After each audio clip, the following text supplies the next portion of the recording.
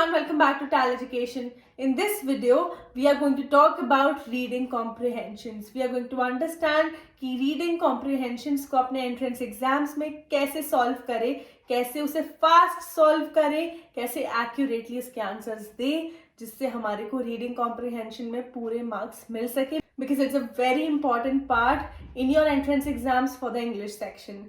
So let's start. अच्छा, start करने से पहले एक बहुत इंपॉर्टेंट बात, अगर आप अभी 12th क्लास में हो और CUET या फिर BBA, BMS, IP मैथ जैसे एंट्रेंस एग्जाम्स देने की प्रिपरेशन कर रहे हो या सोच रहे हो स्टार्ट करने के लिए, तो टैल एजुकेशन लेके आया है आपके लिए फुल फ्लेजेड कोर्सेज जिसमें हम आपकी सारी प्रिपरेशन कराते हैं. आपको बस इस नंबर पे हेलो सेंड करना है जिससे आपको डेमो वीडियोस और कोर्स स्ट्रक्चर मिल जाएगा. अगर आपको पसंद आता है then you can enroll in our courses right now. इस कोर्स में आपको मिलेंगी e books, video lectures, doubt solving session, topic test, everything. आपको पूरा अपना स्टडी मटेरियल मिल जाएगा, टेस्ट मिल जाएंगे, everything you will get it for yourself to make your preparation 100% foolproof. So let's start with the video now. Okay, so reading comprehension section क्या है, पहले ये understand कर लेते हैं. वैसे रीडिंग कॉम्प्रिहेंशन तो आप सब ने अपने स्कूल में करा होगा, लेकिन फिर भी एक बार रिवाइज कर लेते हैं कि रीडिंग कॉम्प्रिहेंशन क्या है. सो रीडिंग कॉम्प्रिहेंशन में basically you have this long passage. उस पैसेज को देख के आपको क्वेश्चंस आंसर करने होते हैं जो नीचे दिए गए होते हैं. There are two types of passages, there are two types of reading comprehensions. एक में जिसमें आपको लॉन्ग आंसर्स लिखने होते हैं, एक में मल्टीपल चॉइस क्वेश्चंस होते हैं. मोस्टली एंट्रेंस एग्जाम्स में आपको मल्टीपल चॉइस क्वेश्चंस ही मिलेंगे. सो इसीलिए हम उसी तरीके से बात करते हैं. चलिए स्टेप बाय स्टेप शुरू करते हैं जिससे आपको पता चल जाए कि कैसे उसे स्टार्ट करना है, कैसे सॉल्व करना है, जिससे आप टाइम पे उसे कंप्लीट भी कर पाओ और एक्यूरेट भी हो पाओ. अब सबसे पहले आपको मिल जाता है एक लंबा सा पैसेज. आपको CUET या बाकी एंट्रेंस एग्जाम्स में थोड़ा सा डिफिकल्ट पैसेज मिल सकता है. स्कूल की तरह पैसेज एक्सपेक्ट मत करना. ये मत सोचना कि स्कूल में बचपन में जैसे पैसेजेस आते थे बहुत इजी होते थे वैसे मिलेंगे. मोस्टली आपकी 12th क्लास में भी आपकी प्रैक्टिस हो गई होगी, बट फिर भी अपनी प्रिपरेशन इतनी रखना कि थोड़े हाई लेवल के पैसेजेस भी हों तो भी आप उन्हें सॉल्व कर पाओ. ओके, इसलिए प्रैक्टिस बहुत कर लेना. चलो वापस से आ जाते हैं. आपको एक लंबा सा पैसेज मिलेगा, उसके नीचे क्वेश्चंस मिलेंगे. ठीक है, तो सबसे पहले उन क्वेश्चंस को रीड कर लेना.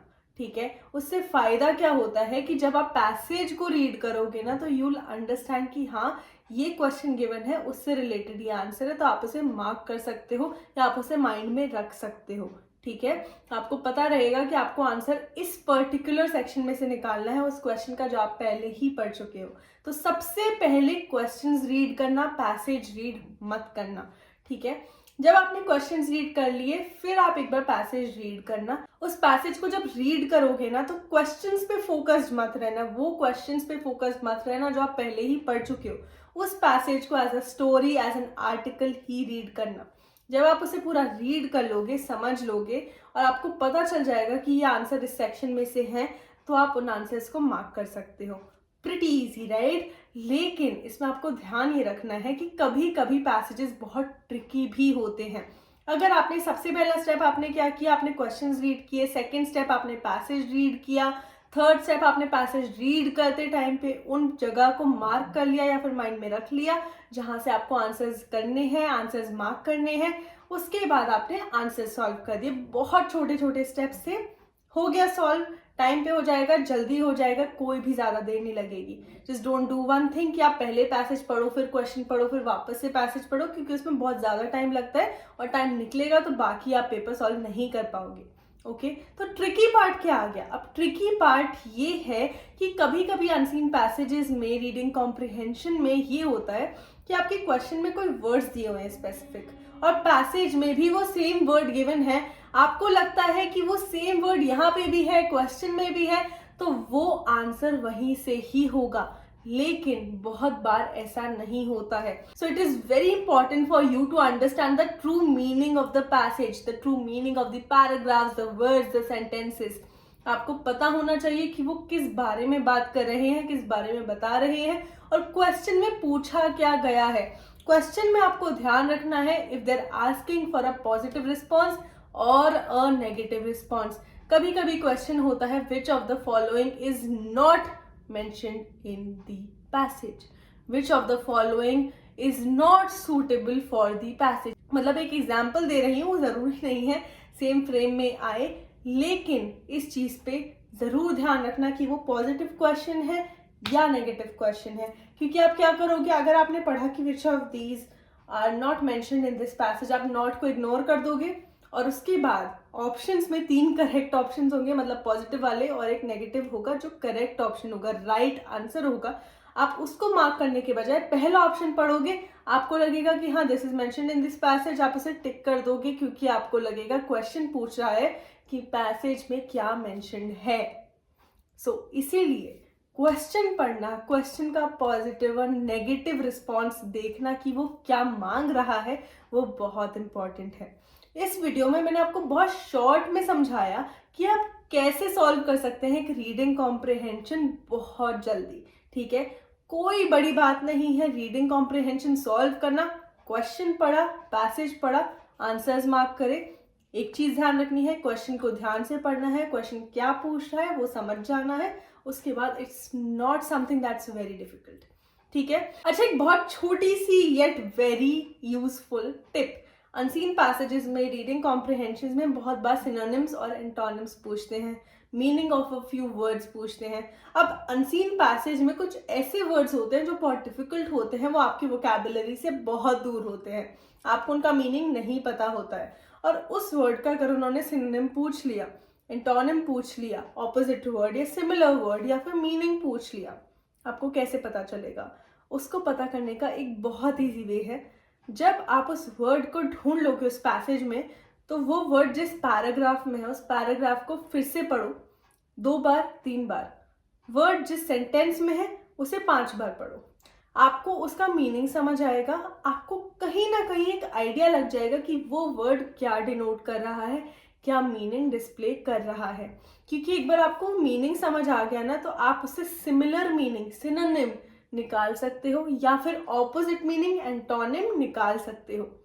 क्योंकि जब वो सिनोनिम्स और एंटोनिम्स देते हैं, उन्हें भी पता है कि आपकी वोकैबुलरी इतनी वास्ट नहीं हो सकती कि आपको सारे वर्ड्स के मीनिंग पता हो। तो नेवर थिंक, अपने माइंड में कभी ये मत सोचना कि अगर ये क्वेश्चन में हमें इस वर्ड का मीनिंग, सिनोनिम या एंटोनिम पूछा है, मुझे इस वर्ड का मीनिंग नहीं पता तो मैं ये छोड़ देता हूँ या कुछ भी जय माता दी करके मार्क कर देता हूँ, कर देती हूँ। ये चीज कभी मत करना। अच्छा, इसी बात पे कमेंट सेक्शन में मुझे एक ऐसा वर्ड लिख के दो जो आपने अभी अभी सीखा है, जिसका मीनिंग बहुत इंटरेस्टिंग लगा हो आपको और आप सबसे शेयर करना चाहते हो, जिससे आप सबकी वोकैबुलरी इंप्रूव हो जाए। ओके, सो कमिंग बैक, अगर आपकी वोकैबुलरी में वो वर्ड नहीं है, you will go through the passage, read the paragraph, read the sentence once again and then understand the meaning, mark the answer, synonym या antonym. Okay, बहुत easy था reading comprehension. आप विद इन 5 to 10 मिनट्स इसे बहुत easily solve कर सकते हैं अगर आप इन स्टेप्स को फॉलो कर लो तो। अगर आप चाहते हो मैं एक ऐसी वीडियो बनाऊं जिसमें आपको एक एग्जाम्पल दूं रीडिंग कॉम्प्रिहेंशन का, एक पैसेज ले लेंगे, उसमें क्वेश्चन आंसर्स कर लेंगे, जिससे आपको डिटेल में समझ आ जाए कि एग्जैक्टली कैसे सॉल्व करना है, कैसे पता करना है आंसर, कैसे निकालने हैं, तो मैं वो भी कर दूंगी। कमेंट सेक्शन में मुझे बताओ, if you want that video for a practice question, then we'll definitely do that. Okay, so that was it from my side everyone. जाने से पहले वापस रिमाइंड करा देती हूँ, टैल एजुकेशन लेके आया आपके लिए CUET या फिर BBA, BMS, IPMAT जैसे सारे एंट्रेंस एग्जाम्स के लिए एक फुल फ्लेजेड कोर्स, जिसमें हम आपकी पूरी प्रेपरेशन कराएंगे। All you need to do is send a hello to this number and आपको सारे कोर्स डिटेल्स, डेमो वीडियोस मिल जाएंगे। If you like them, you can enroll right now and start your preparation today. That was it from my side everyone. I hope आपको सारे point समझ आ गए होंगे इस वीडियो में। आपको रीडिंग कॉम्प्रिहेंशन करने में थोड़ा सा और कॉन्फिडेंस आ जाएगा। आप आज से ही प्रैक्टिस करना शुरू कर दीजिए, बिकॉज रीडिंग कॉम्प्रिहेंशन प्रैक्टिस से ही आएगी। आप ये सोचो कि बहुत ईजी है, तभी कर लूंगा, तभी कर लूंगी, तो नहीं होगा। Because you need to understand कि उसके लिए टाइम लगता है, and you need to understand कि आप कितने टाइम में सॉल्व कर रहे हो, so that you can work on that. Okay, so इस वीडियो को यही खत्म करते हैं। वीडियो अच्छी लगी हो तो थंब बटन दबा देना, चैनल को सब्सक्राइब कर देना, so that you don't miss any more videos from Tell Education. Take care, bye.